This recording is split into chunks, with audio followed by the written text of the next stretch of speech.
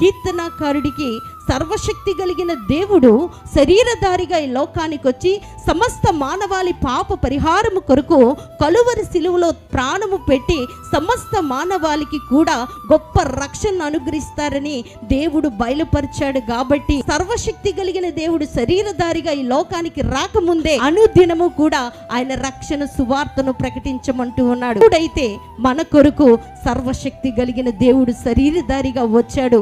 2024 సంవత్సరాల క్రితమే సమస్త మానవాళి పాప పరిహారము కొరకు అనగా మన కొరకు ఆయన ప్రాణము పెట్టాడు. తన యొక్క పరిశుద్ధమైన రక్తాన్ని చిందించాడు. సమస్త మానవాళికి కూడా రక్షణ ఇచ్చాడు. కాబట్టి మనం అనుదినము కూడా ఆయన రక్షణ సువార్తను ప్రకటించాలి.